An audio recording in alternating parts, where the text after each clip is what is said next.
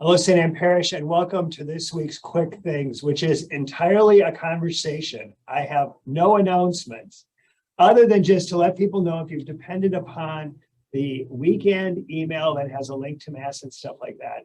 That won't be coming out anymore. First of all, we're hoping more and more people can join us for Mass in person. Secondly, there is always a link to Mass in the Wednesday Quick Things email. So in the email in which many of you are getting this video, you can find a link to this coming Sunday's Mass, as well as the worship aid and a link to the readings, which allows you to read ahead. And so you can read ahead and then you can listen to the readings better when you come to Mass on Sunday. You can always find the video as well at our website, at our YouTube channel, and at Facebook. So we don't need to send an email on Saturday or Sunday. So let's get on to this conversation. This conversation has been months in the making. On March 30th, I asked Dan Mills and Paul Bunchick, who are our guests today, if we could do an online conversation inspired by an award that Paul and Julie, his wife, received on March 30th here in Wausau, an award offered by Catholic Charities called the In My Name Award. And Paul and Dan both said, great, yeah, sure, let's do it. And it's taken me this long to get back to them and get on track with this, which has also meant that, Paul, we have not acknowledged this wonderful recognition that you and Julie received from Catholic Charities. So congratulations. Again, I did congratulate you that day, but congratulations again on that award. And thank you for what led to the award. And that is your involvement with Catholic Charities, and especially the Beyond Shelter program. Before we get into that program, and Dan, that's really your area, you coordinate the program, correct? Or one of your responsibilities with Catholic Charities. Paul, tell us what else you're involved with in Catholic Charities. You're on their board, and maybe other things that have been part of your experience with them. So now, yes, I'm on the board. Now I'm on the executive committee. I am the deputy vicar general, I believe, which I'm told, yeah, whatever. I don't think that's quite the title, but okay. Yeah, it's vice chairman of the board, and the vicar general called me the deputy vicar general. I don't know. Okay, he was kidding. Okay, all right. I don't think he would give up his vicar general. Okay, that could be so. That's what I do there. But you know, none of that would be happening if it weren't for my involvement with Beyond Shelter and Dan Mills, which actually came about in 2017 because Julie, my wife, who does some work through UW Marathon County, their group was hosting a program on homelessness. And she came back from that telling me, I just met the most incredible person. There's this Dan Mills guy from Catholic Charities who's so passionate about homelessness, and he's got this great program going, and you know, you should find out more about this. And I said, yeah. And then about 10 days later, give or take, I was at the Lenten Luncheon and heard Mr. Dan Mills speaking about Beyond Shelter. And for those who don't know what Beyond Shelter is, it is a Catholic Charities program designed to reduce chronic homelessness. And how this is done is there are houses, and now there are 3. Back then there was 1. Right away, I guess there's 2 now. But back then there was 1. And people, chronic homeless men actually, are selected to be housed there. They're selected based on a scoring system that Dan could get into more if we needed to, but you have to be homeless at least a year, pretty much, in order to be eligible for this program. So this is not something where somebody could just be tired of paying their rent and go, oh, I'm going to live in the Catholic Charities house. No, you know, you have to be chronic homeless in order to be eligible for this program. But then these men live in the Catholic Charities houses, and the key is there's case management or assistance by Dan Mills. And there are a lot of homeless programs, some run by charities, some run by governmental agencies that just house homeless people. And those haven't worked very well. This one, with the case management, especially with Dan as case manager, has worked very, very well. And Dan, correct me if I'm wrong here, but the last stat I heard is that since 2017, there have been 28 men coming through the program, and 20 of those 28 are still housed, correct? 28. We just got number 28 on Tuesday. Okay. But that is a very high percentage of people who, I mean, some of these guys were homeless 6 years plus before coming through this program. So this is chronic homeless. These people have, some of them, very severe issues that are leading to them being homeless for that long. A lot of alcoholism, but a lot of other things too.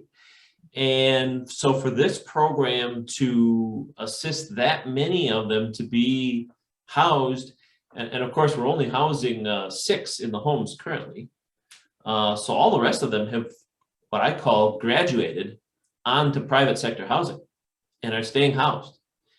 And so considering the population we're working with, I believe that's phenomenal success. Sure. And when I heard about the program in 2017, and Dan at that time, he was piloting it with one house and getting some really great results from it, I plunged right in and said to Dan, what do you need? And he said he needed more houses. And like I said before, without even thinking, I said, I can help with that. And then I went home and realized, what did I get myself into? And you were like the steward in Sunday's gospel, Paul, where you didn't think about what you should do too much. You just had to do something quickly, or you saw an urgent need and you just committed to it. I did, and away we went. And so, Julie and I financed the purchase of house number 2 in 2017. We then made a donation toward house 3, and then I raised all the donations for the purchase of house 3 on my own.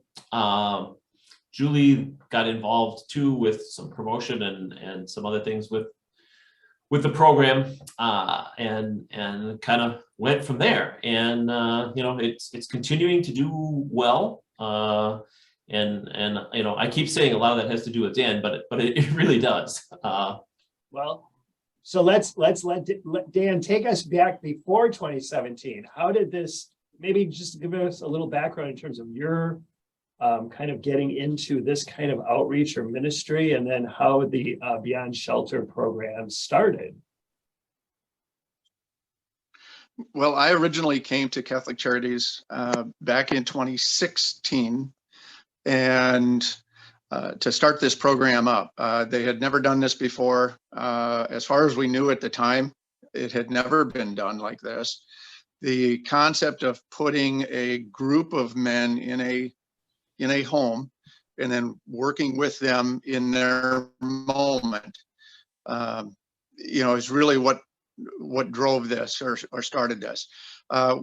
There's 2 models of housing programs out there. There's an institutional model, which in the past is if you check all these boxes and do all these things, then we will house you.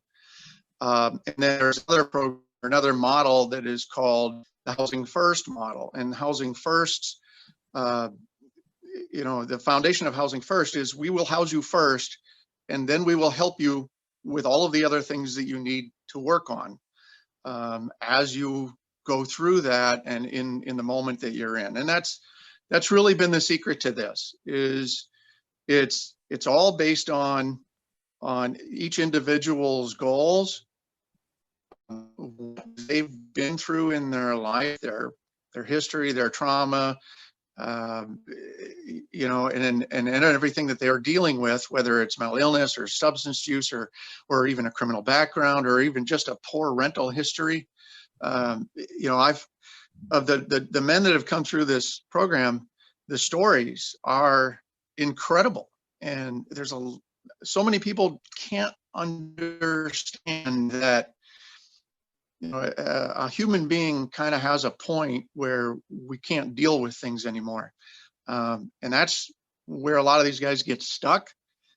And we got to house them so that they feel safe and then work through that, in that, in that situation or whatever they got to go through. And my background really, I had been working at the healthcare center. I worked on a psychiatric unit. I worked in the drug and alcohol treatment program there for a while in our crisis center. And then even in Alzheimer's and dementia units and all over the building. So, really, I was familiar with a lot of the people that ended up in this program, surprisingly. One of the first two gentlemen that moved into the house, I'd already known them. I already had a relationship with them. Again, it was a different situation, but they knew me. And that's really how this works, is they have to build that trust and have that connection. And believe me, you got to earn it. You have to earn that trust, and it takes time. I always say you can't put a timeline on this. When these gentlemen come in, I make them all the same promise. I'm in your corner no matter what, even when you're not. And when we go through the paperwork, I tell them, because they all ask, well, how long can I stay here? Well, you can stay here as long as you want. This is potentially a forever home. And what that does is that relieves the pressure, the burden of a time. Like, I've got to get all this stuff done, because that anxiety is, it causes a lot of them to just freeze. So they can't overcome that. So relieving them of that anxiety lets them build in their own time and on their own time. And my goal is, one, help you stay housed. And goal number two is whatever your goal is mine, as long as it doesn't conflict with goal number one. I kind of laugh when I say that, but a lot of the times they want to go down this road and I don't want to go that way. We're going to go that way regardless of what I say, because it's their life, they're in control. And I can't have that conflict. I have to be the support instead of the I told you so guy. Well, and how much? But that's really how this works. Well, Dan, I mean, how much of your role is like a headmaster or what? I mean, where you're like the superintendent or the RA, the head resident of a dorm in college. Yeah, I was an RA in college. I don't compare it to that. However, a lot of it. So here's the way that this actually works in reality is when gentlemen come into the program, they set up goals. We have a goal sheet and they start writing it down goals, and we talk about them, and they're their goals, not mine. I don't really get to tell them what to do. I get the opportunity to influence a decision here and there, but they set those goals. And then my goal or my job then is to help them navigate all of the obstacles to attaining those goals. And maybe they'll figure out a few other goals along the way, because we tweak them, we add, subtract, change them. Guys change their mind just like anybody else. But I meet with them at least twice a week, individually, each one of them. And then also we have a house meeting or a group meeting that takes place at every single house. And that takes about an hour, hour and a half. And that's so that we can have like a family meeting. Okay. And I grew up in a house where we had family meetings. Family meetings were always around times where things, when things were tough. But a lot of this is information. So I like it because I don't have to repeat myself 3 times when I'm sharing the same information about community resources and topics. Skill building, because one of the components of that agenda is problems and how to overcome them, all of the community resources, and then also, you know, is we have a skill component. So just this last week, house cleaning. Okay. This comes up from time to time. We just got a new gentleman. And so there's, you know, it always comes up. But so you have to tweak it all the time, and each house is different, but it's tips and tricks on how to clean a house. Cause a lot of these guys, they haven't been housed for so long. And when you're staying in a shelter, everything's pretty much done for you. So you don't really have to learn. And if they didn't grow up in that environment, they have to learn that skill. We talk a lot about building tenancy skills, because one of the great things about this program, this is, and they all get it, is that they've never had housing like this. They may not have had a lease for a very long time. Landlords look at lease histories. They want rental histories. Who's their landlord? Catholic Charities. Who's the landlord they're applying for going to call? Well, I get to tell them that, yes, they've been living in a house. They've been a tenant for X number of years. My favorite line is they've never been late with rent. Well, if they have no income, they also have no rent. But if they do have income, they do. And so they meet with a budget counselor, one of our St. Lawrence people at Erin Gregario, who's at our Catholic Charities office here locally. She does workshops with them. She meets with them individually to go through their credit and help them build that financial component. She's the expert on that. So I just hand that off to her. So at some point, if they have a I bring in job, other people. if they have a job and have income, they do pay some rent? Yes, they do.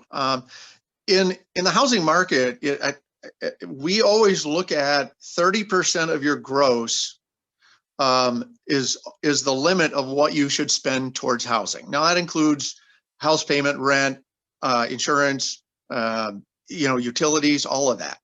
So if that's what we go off of, that's what we actually base our rent off of. So I'll just throw this out there as an example. If someone has if they have Social Security, okay, they're getting in about $800 a month.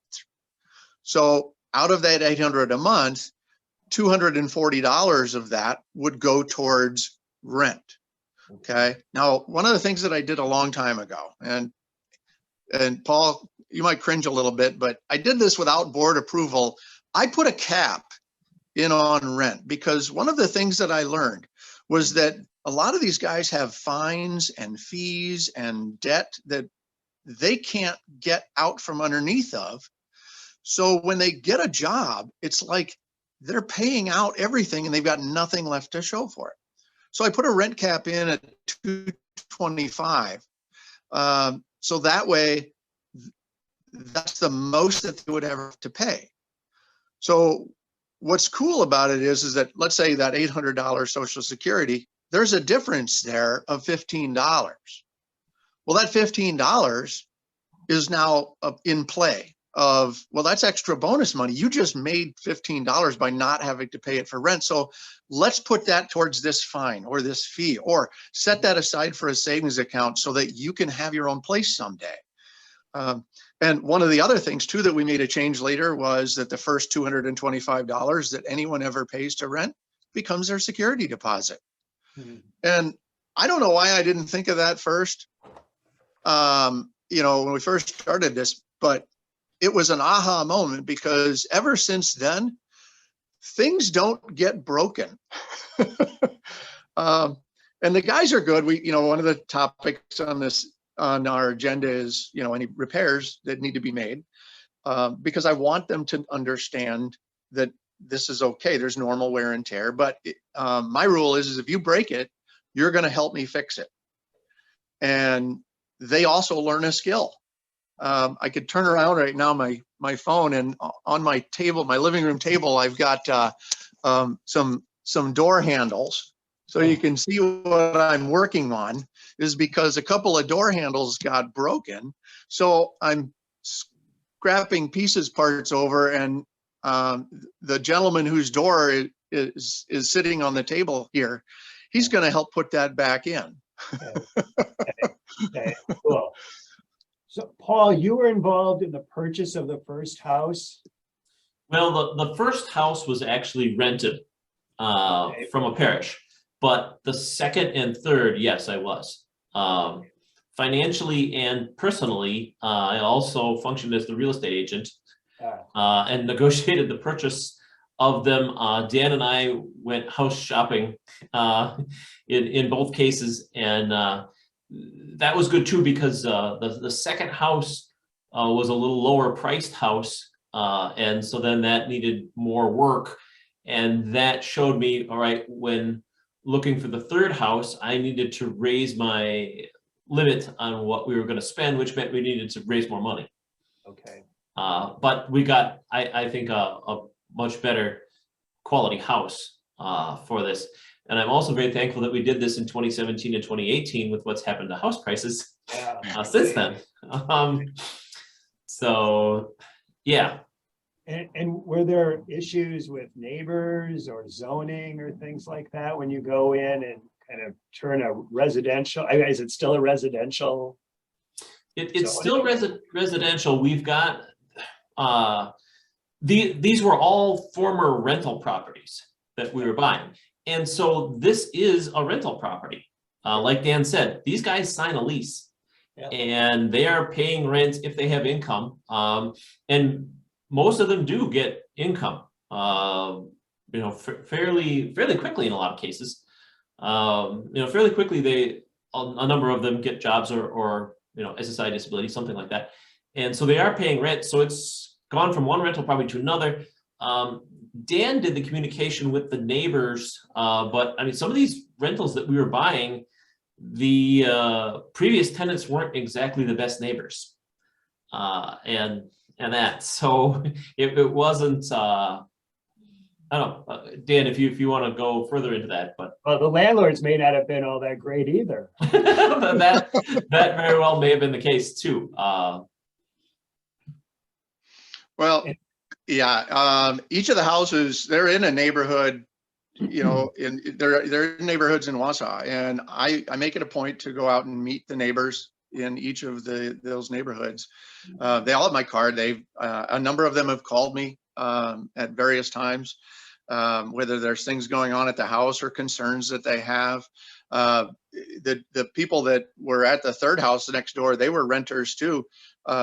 I helped them move into their new home, and they donated a bunch of furniture to our program. So it was, it was kind of a give and take. But I'd like to say it's always great, but no, sometimes it's a little rocky. But that's where it comes to meeting with neighbors and helping to build that. But a lot of times it's helping them understand what it is that we're doing. So many people out there can't understand what it's like to be homeless. I was fortunate enough, the first house that Paul got involved in, the neighbor next door, the gentleman that lives there, he was homeless at one point in his life. And, he and his wife are just fantastic neighbors. They have been great friends with all of the gentlemen that have lived in that house. And they're really nice people. So I don't know, I couldn't say enough good things about a lot of our neighbors because they've been very supportive in most cases. Sure. Just to talk about homelessness in general for a little bit, Dan, what would you say are the greatest misunderstandings that people such as myself or that people have about homelessness or people who are homeless? If you can generalize that way. Yeah, we did a video. In fact, one of the things that Paul saw when he first came to that Lenten luncheon years ago was an interview that was done by our marketing people. And one of the statements that I made then was the only thing these men had in common was they were homeless. Yeah. Of the 28 men that have come through this program, no two of them are even remotely alike. That makes my job a little hard sometimes because I have to learn how to, get along with them. But the circumstances that surrounded them and resulted in their homelessness vary so much. There was a gentleman who had aged out of foster care. And at 18, he was on the streets, and he was able to work and get an apartment with some friends of his. But, you know, young men, they do things that get a little loud, and he ended up losing his job and lost his apartment. And that's how he ended up in homelessness. Another gentleman was married, you know, had a wife and kids, but in his 20s, he developed schizophrenia, and, you know, the voices in his head became too much for him to bear. And so he walked away and abandoned everything, left it all. Another gentleman who had a mental illness and masked kind of by Tourette's. As a child, he was sent to go live on a farm on the edge of town by the farmer that took in wayward boys. Well, that farmer raped that man till he was 17 and he ran away. And that's how he ended up in homelessness. Some of them have addiction issues, some have criminal history, some have their families, you know, alcoholic parents, one parent in jail. You know, they didn't have the stability, you know, and then there's others that, you know, there's a gentleman there that is no longer homeless. He's got his own apartment now, but he has a master's degree, college educated, professional, lost his job, wife divorced him, and he had a medical emergency the day after his insurance ran out because he had just lost his job and had to sell everything he had and lived in a car. And that's how he ended up in homelessness. So, I mean, it's just, there's so many ways, but probably if I had to categorize, the number one reason is an untreated or undiagnosed mental illness. Combine that with either a substance issue or a criminal history, you know, and some are just relationship issues too. They've never learned how to cope with stressors. And so I used the example one time at a speech that, oh my gosh, my pencil broke, I think I'll rob a bank, because I don't have any coping in between there. And that's hard for people to understand, but you know, they're all men, they're all human beings, and as such, they deserve to be treated with dignity and respect. And part of that dignity is having a place to live. Part of it, and which is something most of us just take for granted, you know. So right now, you have two houses, how many guys are in each house? Right now, there are 5 gentlemen currently in the house. One is away. He is getting some treatment help, so I'm very happy about that. He will be returning to us when he has completed that treatment, and which was his request. He actually called me and said, "I need help," and it took family and a whole lot of phone calls and interventions and several calls to crisis, and you know, to finally get him the help that he wanted. So when he returns, he's in better shape than you know, than he was obviously when he went into treatment. So Wausau has a anti-fraternity law where you can't have more than 3 unrelated people in the house. So even though some of our houses might be a 4-bedroom, the one house is, it's 3 per house. So with 2 houses, we're maxed out at 6. Okay. And does the board have any plans, Paul, to buy another house? Good question. You know, the house that was leased, we lost our lease on fairly recently. So we had 3, and at 3, I think Dan was quite maxed out in terms of the case management part of things. And so, you know, it isn't something that we put on the agenda. I guess it'd be a conversation we needed to have with Dan and see, you know, where he felt that would go.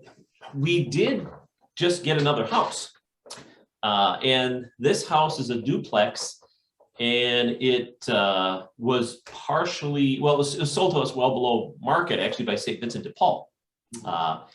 And right now, that's to house Afghan refugees. Okay. The long-term plan of that house is for that to be a Beyond Shelter house. Probably not for Dan. I've been wanting, since I got involved with this program, to have a women's program as well. And I think that house would be very well suited for that. And women's homelessness is very different from men's homelessness in many ways. And for those who don't know, Catholic Charities runs the House of Mercy in Loyal right now, and that is a women's program. And who is from Loyal? Oh, yes, absolutely. So I know you know about it, but our viewers. I know, Paul. Actually, I know very little about it. I mean, that's all happened long since I've been long gone before any of that happened. But it's Father Steve Bryce, I think, had a lot to do with that being established in Loyal when he was pastor there. That is correct. Yes. And so the long-term plan with this new house is to get a case manager on the women's side. That house is well located near a daycare facility and things like that. So that house I think is custom made for that program, and I have to thank the St. Vincent de Paul people too for selling it to us at a very reasonable price.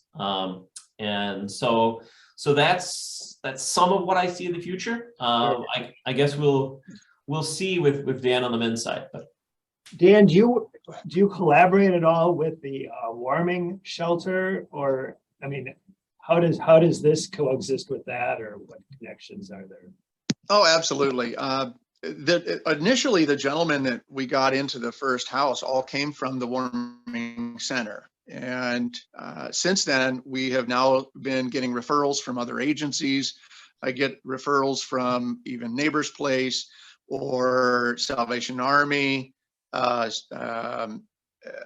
even probation agents or North Central Healthcare. And as far as collaborating, there are a number of gentlemen that have been through this program that have had caseworkers at the healthcare center. I work very closely with them. In fact, a lot of times we meet with those individuals, together. And then we also have our own separate meetings with them. So that really works well hand in hand, because if I see something, because I spend a little bit more time with the gentleman, then the first thing I'm going to do is let that case manager know at the healthcare center. And then I also collaborate with the probation agents to help those clients, work with their agent and get them the supports that they need. Like this treatment center, that would not have happened if it would not have been for a probation agent getting involved. Sure. So absolutely. It's been fantastic the way this has grown and developed and changed over the years. And that's one of the neat things about it is you have to be able to adjust to the gentleman coming in. Each one of them is different. So I just never really know what we're going to get when someone comes in the door. Right. well, and I would say too, with the warming center, a lot of the hope with the warming center is that that's a short-term need. Yeah. And that people who are in a short-term crisis situation come to the warming center, get things straightened around, don't need to come to the warming center anymore. And that happens a bunch. But the ones where that doesn't work and they come into this chronic homelessness situation, that's where this program kind of picks up. And I think that was a lot of what Dan was looking for when he started it, was we had this, but we didn't have anything for this other situation here. And by taking these chronic homeless out of the situation, it helps the shelters a lot too. Sure. Because they're kind of not built for that. They're not built for the chronic homeless situation. They're more for the short term. And so that this reduces the burden on the shelters a lot. And I think part of why Dan aimed this at the chronic homeless men to start with too, there are a lot more resources and frankly sympathy for homeless women. and not as much for homeless men, but they put more of a burden on the shelter system. Yeah. A lot more. And so by taking that portion out, and especially with the successes that Dan has had with getting these guys housed and getting them jobs in many cases and moving on to private sector housing, now you've taken that whole thing away, and really help the warming centers and the rest of the shelter system. Just to step back a minute, Paul, could you just explain briefly for people who aren't familiar with the warming center, just briefly what that is and how that operates? That's a seasonal overnight place for people to stay. They come in the evening, they get a hot meal, they can get their clothes washed, that sort of thing. But it's 30 beds, if I'm remembering correctly here. Not beds, but right. Chairs, actually. Yes. But then they have to leave the next morning and spend the day somewhere. They can come back the next night, but there isn't the case management, and it's only from October through May. So it's only a winter cold weather program. Whereas, of course, Beyond Shelter is a year-round situation. And it's operated by Catholic Charities. It happens here in Wausau, Eau Claire, and La Crosse, I believe, correct?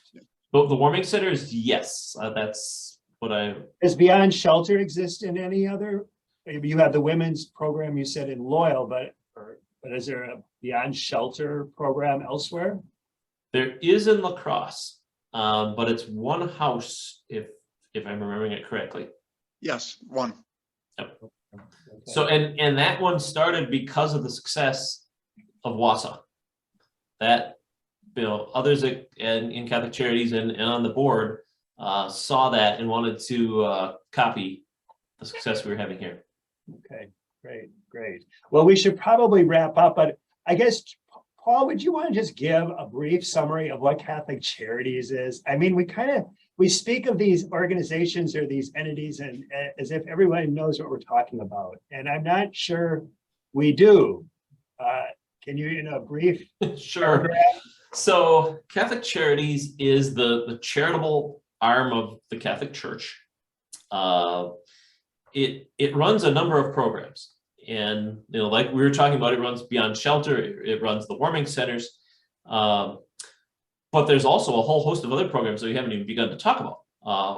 Our very successful in the La Crosse Diocese adoption program, that last I heard was #1 in the nation for babies placed. The program in the Diocese of La Crosse is? Yes, La Crosse Diocese, #1 in the nation. Well, who would have thought that? I know we need to be tooting our horn more about this, frankly. But so prior to COVID, I know we were #1. I should be interviewing the director of that program sometime.